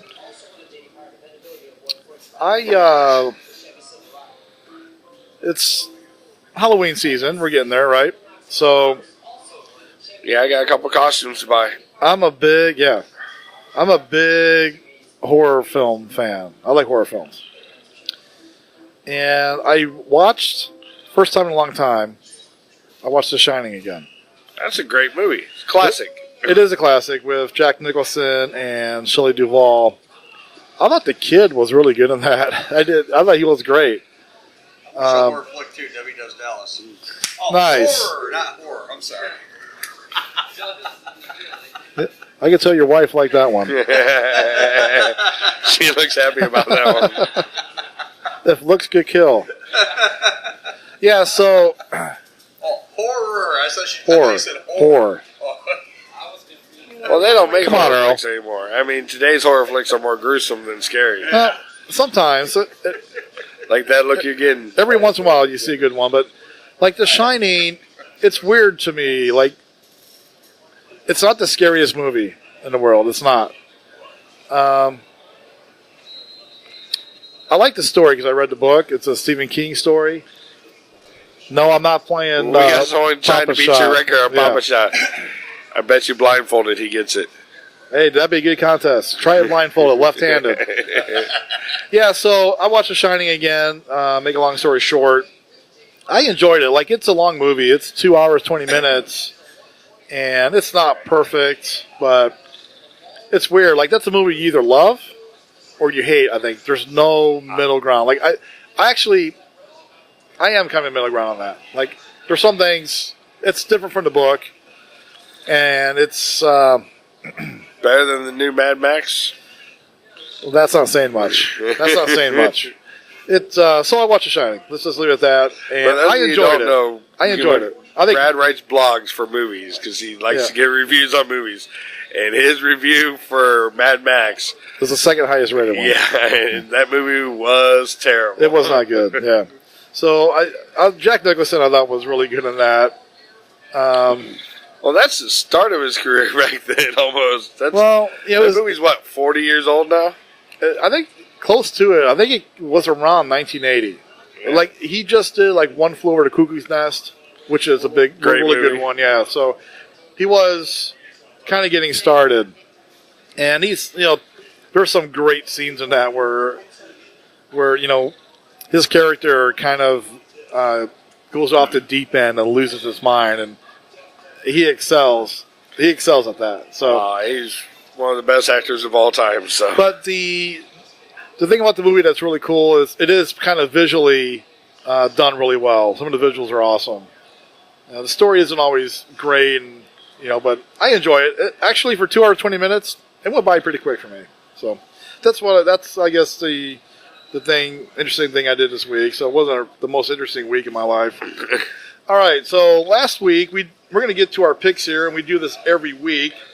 Rick, do you really want to know what you did? Go ahead. So this week here, you've gone 6 and 7. Ouch. Yeah. So you're. It's like all these teams listen to me, though. I tell Kansas City they don't have a defense. Next thing you know, they're playing defense. That's a crock of crap. I mean, I can't help it if I'm giving them chalkboard material. I didn't know we were that popular. Right. They listen to me. No, I think they're listening to me because I went 11 and 2.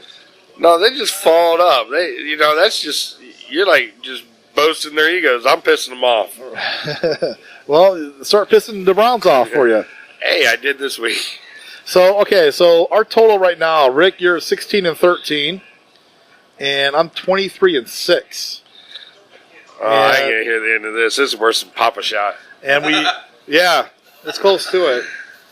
We both have Houston in this game, and we both have New Orleans tomorrow, so nothing's going to change there. Okay, Rick, let's get down to this week. We'll go over these games real quick. I'll start. Thursday night is Philadelphia at the Giants. Actually, before we get going, I think these games are really tough. And as we go, you can let me know if you feel the same way. I struggled with a lot of these. Well, all these games, most of these games are division games or teams that there are so many teams that start off poorly this year in the NFL that it's a must-win now. Yeah. Well, yeah, you have that, and just tough matchups, and the way the NFL is structured. It's any given Sunday. There's a lot of parity in the NFL right now. That's what makes it so great. That's exactly how they want it. They want it like this. They want all the teams fighting around 500. All the teams, late in the season, still playing for playoffs. That's what they want. Ratings are going to shoot through the roof. This is panning out to be one of the best NFL seasons we've seen in a long time. You're not going to have 5 teams sitting their starters in week 15 because, probably not. They guaranteed a playoff spot. Nah, it's going to be close all the way around. You're probably right. I agree with that. Okay, so Thursday night is Philadelphia at the New York Giants. After much deliberation, I took the Giants. You're taking them because they're at home. Pretty much. It's a division game, so it's gonna, Giants gonna be ready for them. I'm not sure. The Eagles are not in their midseason form, and it might be too late before they even get there. So this is a big game for the Eagles. They're 2 and 3 right now. That's why I like the Eagles this week. I think I think you're at that now or never state. You're getting close to now or never, and it's time for the Eagles to show who they are. I look for Eli to have an Eli game. It could happen. Eagles are favored in a game by 3, but that was a tough one. Now, I say that's a coin flip game for me. So I took the home team. I've glanced at this. Most of these are going to be coin flip games. Okay, so let's get to Sunday. Next Sunday, we got Tampa Bay is at Atlanta. Rick, you can start that one off. I'll take Atlanta. Atlanta has to win this game or their season is over. Yeah, I got Atlanta too. I think this feels like a do or die game for them. If they lose this, they're done. So I got Atlanta. I felt that was a pretty easy one to pick. This one was really hard for me too. I got you got Pittsburgh. It's at Cincinnati. Cincinnati is your division leader. I took Cincinnati at home, Rick, and I went back and forth. It took me a long time to decide on that one. Look, I have no faith in Cincinnati. I have talked in weeks past about how Pittsburgh's locker rooms in shambles. They have a bunch of problems going on. I think that's true, but Pittsburgh is starting to realize they got to put it together on the field or they're out of it. And I think Pittsburgh's going to squeak that game out. Pittsburgh's still, in my honest opinion, still the cream of the crop of that division. Probably. So, yeah, if Cincinnati wins that game, they got a 2.5 game lead on Pittsburgh. Yeah. And that's tough to make up. So, basically, I'm taking Cincinnati because they're home. Browns can win the division. They can. I don't think they will, but they can. Speaking of the Browns, so we got the Chargers visiting Cleveland next week. I'm wondering who you're going to pick. Yeah, you know who I'm picking. You already wrote it down. Here, I'll tell you this right now. The Browns defense is good enough to stop San Diego, and San Diego's defense is not as good as Baltimore's, and we beat Baltimore. Yeah.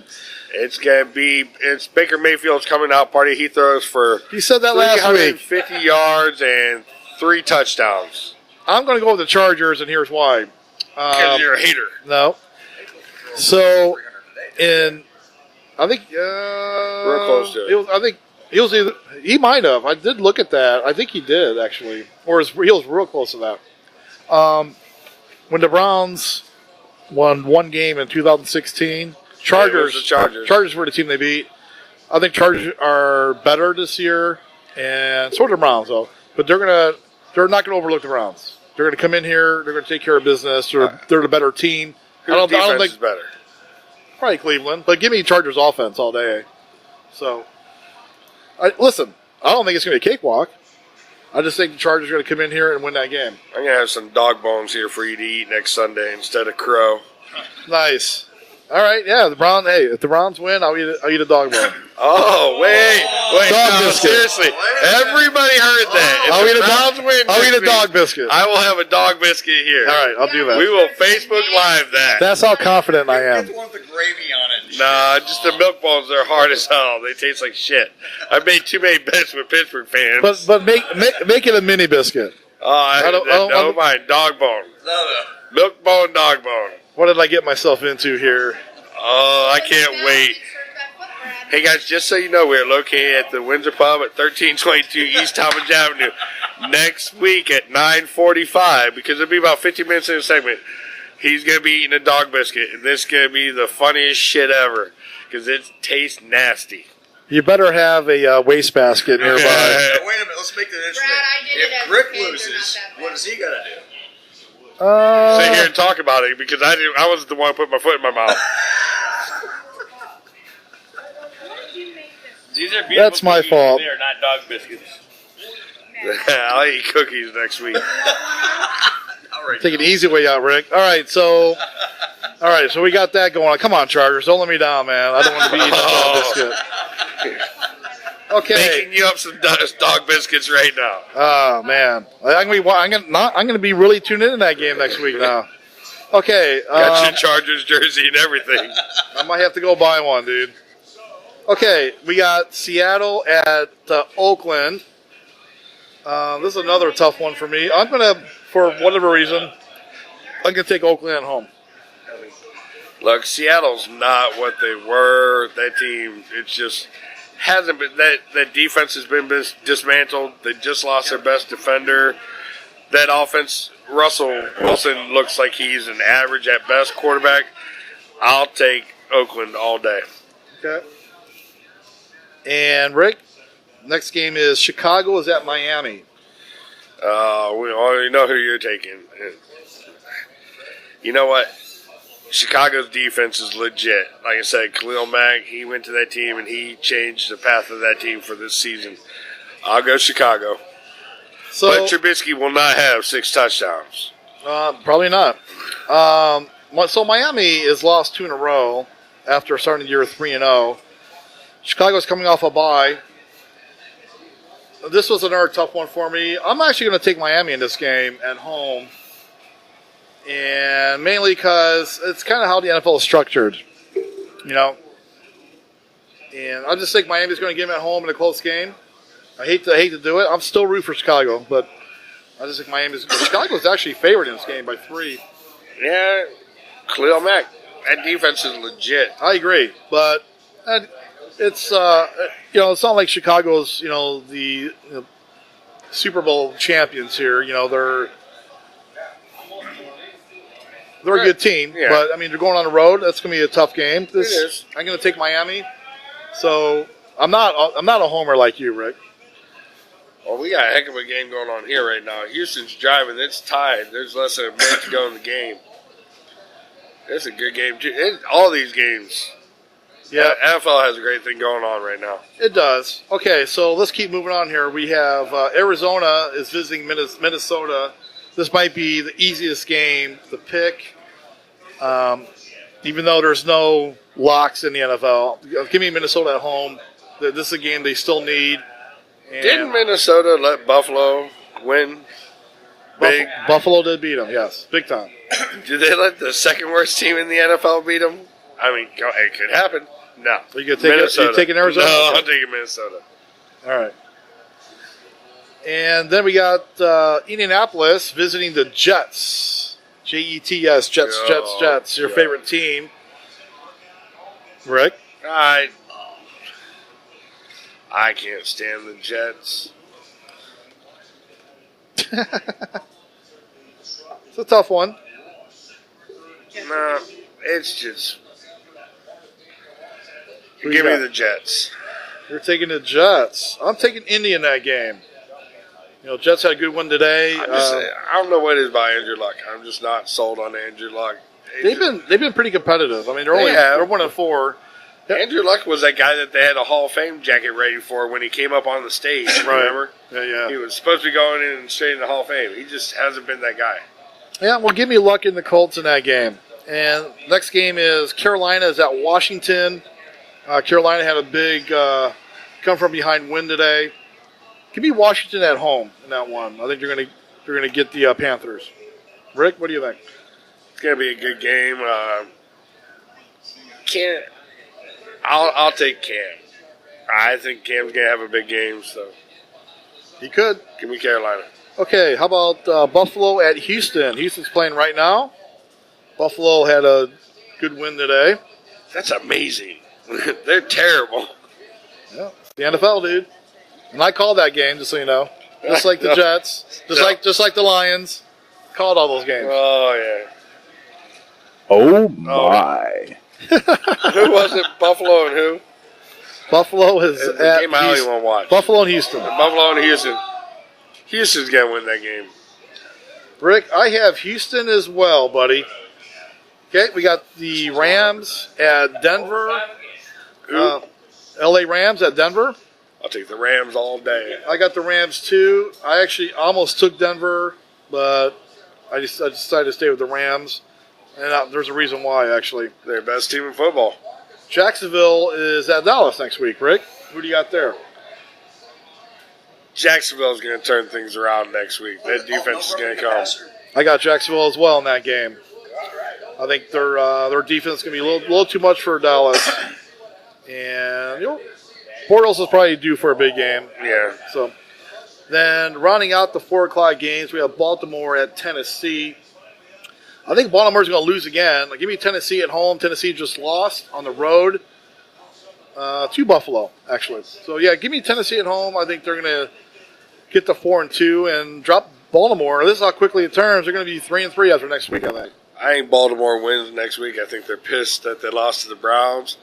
But the Browns, not taking anything away from Cleveland, just saying Baltimore's a little bit better team. They've been together longer. I think they turn it around next week and they win. Okay, Rick. Next Sunday night is a really, really good game. Kansas City's at New England. Kansas City's one of the undefeated teams left in the NFL. Who do you got there? Tom Brady just got his receiver back. Tom Brady looked happy on Thursday. I think Tom Brady's offense can combat with anybody. I'll take New England. They're Mahomes is going down. Yeah. Oh, my. What, was it for that pick? Playing a sound effect. So, give me New England as well. I think the Chiefs finally lose, and I don't think both teams are going to lose next week, like the Rams and Chiefs. So, Chiefs are going to lose. There'll be one undefeated team left, the Rams. The Rams will beat Denver on the road in a tough game, but that's one reason why I took the Rams. So, yeah, because I like The doing Rams are legit. I like New England next week. And then next Monday night is kind of a clunker, I think. We have San Fran and Green Bay. Green Bay seems like the logical pick here. They just lost to Detroit, and they have the much better quarterback at this point. Give me Green Bay. That's pretty open and shut for me. Rick, what do you think? I'd love to say different and be able to argue a reason Green Bay should lose just because, big guy's down there and he's a huge Green Bay fan. But, nah, it's Green Bay. JoJo, you like Green Bay next week? No comment. No comment. It's like I just traveled 6 hours to watch them today.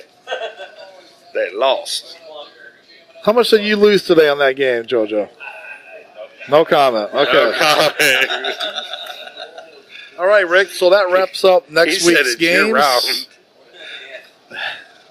Is there anything else you want to talk about before we sign off here?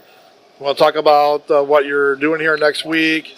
We got next week. We got the play San Diego. The buffet will start around 1 o'clock. We got the back room. We're gonna have a little party back here.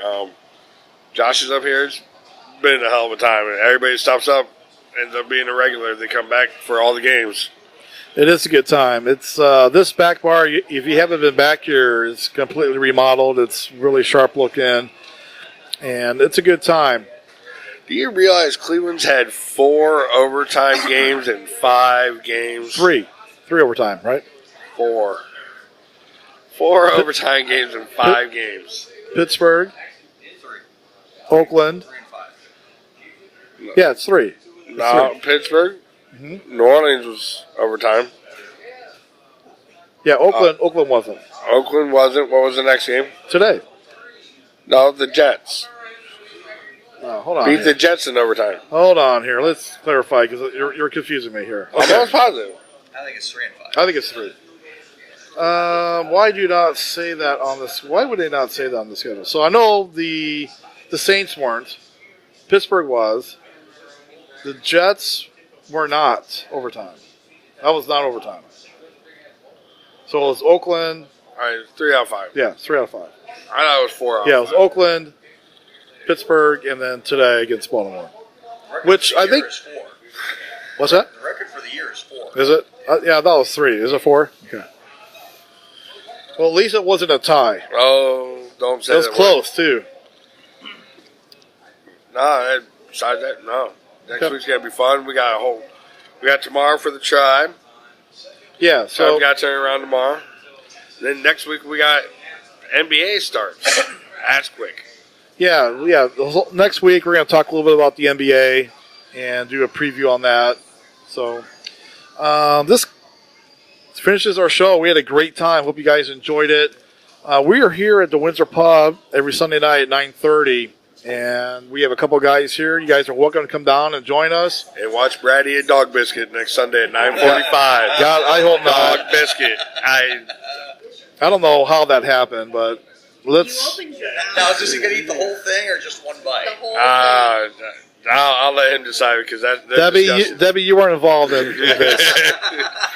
Don't make this any worse for me. I just need the Chargers to win. So, I mean, the Browns have won 3 games in 2+ years, so I'm not too nervous. Chargers should win. I'm a little nervous.